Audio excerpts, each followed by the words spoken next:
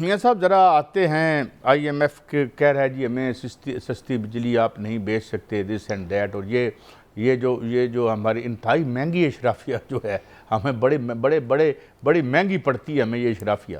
ابھی بات تو ہو رہی تھی، ہم کہہ رہے تھے نا ذرا اگر ان کو پکڑ کے ذرا الٹا کریں تو کئی 130 بلین ڈالر ان کے پیٹ سے نکل آئیں گے، جو یہ جیسے ڈھو کے بقایا جس طرح درانی صاحب نے فرمایا کہ جا رہے ہیں۔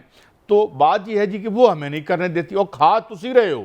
آئی ایم ایف تو دیکھیں نا، آئی ایم ایف بہرحال ایک ظاہر ہے استثالی انسٹیٹیوشنز یہ ہیں، اور یہ جو ایک ایگریمنٹ تھا جس ایگریمنٹ میں انہوں نے دنیا کو غلام بنایا اور جس میں یہاں کی اشرافیہ کو اس طرح ہڈی پھینک کے انہوں نے جو ہے وہ کیا، غریب ملکوں کی میں کہہ رہا ہوں، اپنے ملک کے حوالے سے نہیں کہہ رہا، اور ان کا چلو بھائی ہمارا ساتھ۔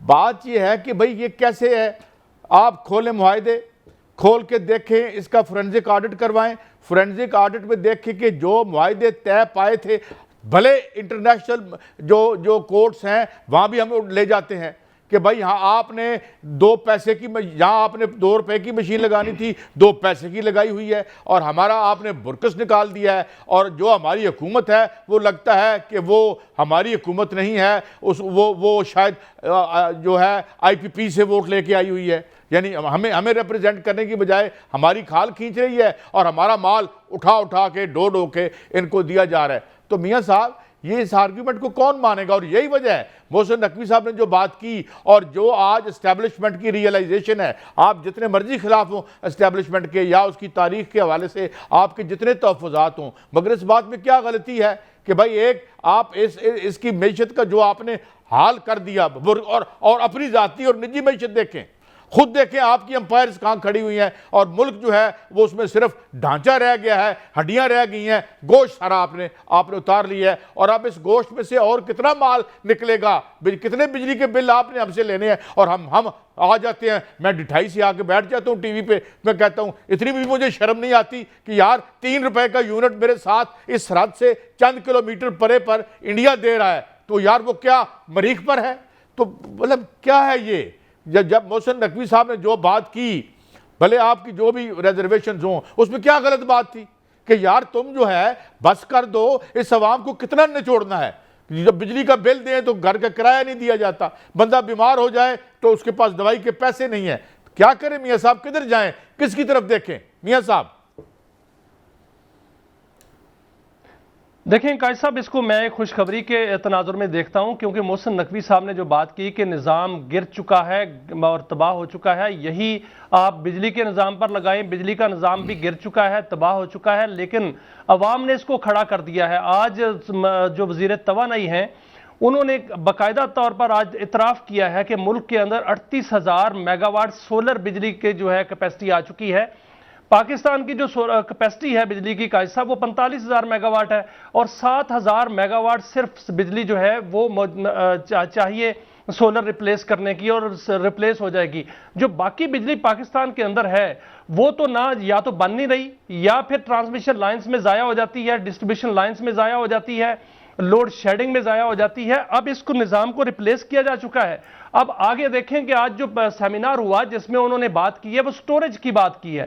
سٹوریج کی بات جو ہے وہ حکومتی سطح پہ نہیں کی گئی، سٹوریج کی بات کی گئی ہے کہ عوام بیٹری سسٹم لگائیں اور اپنی بجلی خود سٹور کریں۔ جب عوام 38,000 میگا واٹ بجلی جو ہے وہ اتنا کیپیسٹی حاصل کر چکی ہے، اور ساتھ ساتھ جو سٹوریج کا اب جو بندوبست ہونے لگا ہے، تو پھر وابڈا کی بجلی کون لے گا، ڈسکوز کی جینکوز کی بجلی کون لے گا، اور وہ آئی پی پیز کی بجلی کون لے گا، اور آئی پی پیز کو کیپیسٹی چارجز کون دے گا؟ اب یہاں تک معاملہ نہیں رکنا سر۔ جو محسن نقوی صاحب نے کہا ہے نا کہ یہ سسٹم کلیپس کر چکا ہے، اس کو تبدیل کرنا پڑے گا، تو یہ فیصلہ ہو چکا ہے کہ بجلی کا جو سسٹم کلیپس کر چکا ہے، اس حوالے سے باقاعدہ آئی پی پیز کا فرانزک آڈٹ، آئی پی پیز کا ٹیکنیکل آڈٹ، آئی پی پیز کے جو لوٹے ہوا مال ہے وہ واپس، یہ تمام معاملات جو ہیں وہ باقاعدہ طور پر یہ فیصلہ ہو کے اس پر عمل درآمد ہونے والا ہے۔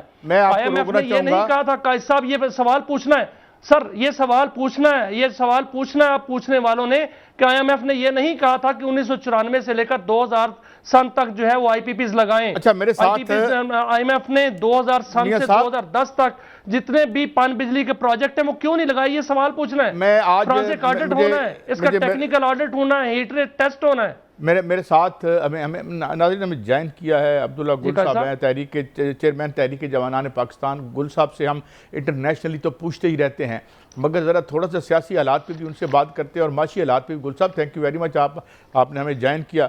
گل صاحب اصل کہانی تو یہ ہے کہ یہ جو میں پہلے کہہ رہا تھا کہ جو محسن نقوی صاحب نے بات کی ہے, اب بھائی غلط تو نہیں ہے, اب تو ڈھانچہ رہ گیا ہے. اور ہمارا کتنا گوشت آپ نے کاٹ کے آئی ایم ایف کو تو چھوڑیں, یہ جو اندر والے ہیں جو فتنۃ الدواخل ہے, اس کو اگر ہم نہیں پکڑتے, جو کہ ساری دنیا میں جو ہے وہ ریئل اسٹیٹ خریدتے پھرتے ہیں اور عوام جو ہے وہ سارا دن ایک ابھی آپ نے ٹویٹ بھی کیا ہے اس حوالے سے, تو ذرا انٹرنلی میں آؤں گا آپ کے پاس.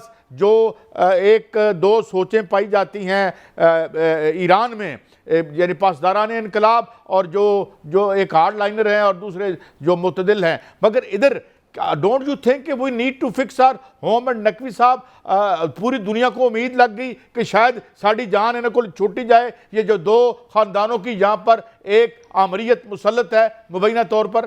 جناب گل صاحب. بسم اللہ الرحمن الرحیم. بہت بہت شکریہ میاں صاحب اور قاضی صاحب دونوں کو. السلام علیکم. دیکھیں, جہاں تک تعلق ہے اس ٹائم پہ سسٹم تو بالکل کلیپس کر چکا ہے. وہ یہ بات تو آپ کو پتہ ہے, آپ, میں, ایون میرے والد آپ کے ساتھ کرتے رہے اور آپ کے ساتھ بڑا ان کا ایک رشتہ تھا. تو یہ تو سسٹم کلیپس کر چکا ہے اور یہ کلیپس کر نہیں رہا اور یہ فارغ ہو چکا ہے. اب لیکن متبادل کیا ہے, کیا اگر انہی لوگوں سے چلانا ہے, آپ نے مزید صوبے بنانے ضرور بنائیں.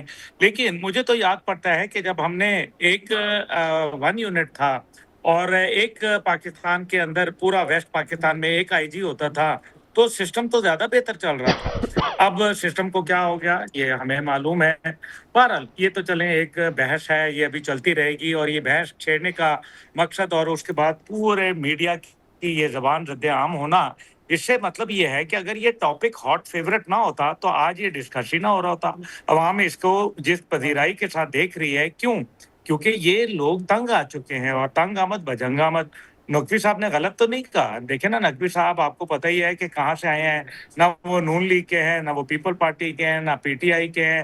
وہ جہاں کے ہیں وہ بات بھی صحیح ہے, کیونکہ ایک آئین پاکستان ہے.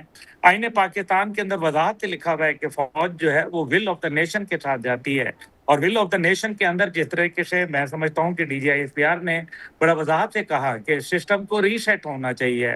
ری سیٹ یا ری سٹارٹ, میرا خیال ہے ری سیٹ کے بعد تو پھر وہی سسٹم ہو جائے گا. تو اگر ری سیٹ کرنا ہے تو پھر تو نہ ہی کریں, لیکن اگر ری سٹارٹ کرنا ہے تو پھر ایک اور بات ہے. جہاں تک دوسری بات آپ نے میرے ٹویٹ کے حوالے سے بات کی, دیکھیے ملک ریاض صاحب جو ہے وہ یہ اسی سارے سسٹم آ رہا ہے.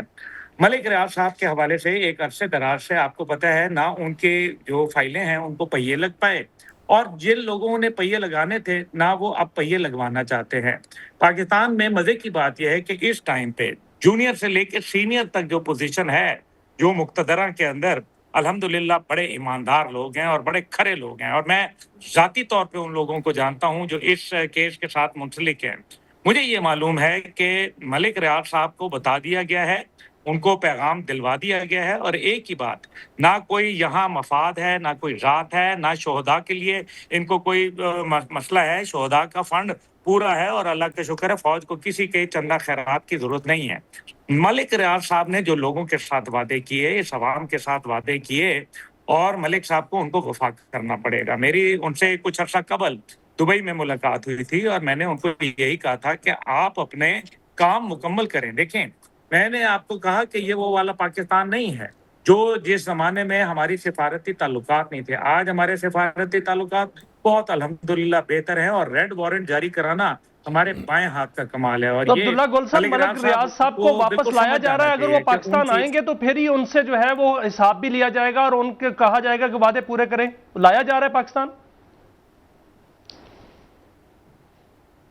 بہتر یہ ہے کہ وہ خود آ جائیں, اپنی رضا سے آ جائیں, اور اگر اپنی رضا سے نہیں آئیں گے تو پھر دوسرے طریقے سے جس طرح سے قانونی طریقہ ہوتا ہے اس انداز میں لے آئیں گے. اور یہ بھی یاد رکھیں, وہ دنیا کے جس ملک میں ہوں، وہ یورپ میں ہوں، وہ عرب دنیا کے اندر ہوں، وہ امریکہ میں ہوں، پاکستان اب اتنا مضبوط ہو چکا ہے کہ اب ان کو وہ لے آئیں گے اور پاکستان کے سامنے کوئی چون چرا بھی نہیں کرے گا. یہ بھی میں آپ کو بتا رہا ہوں.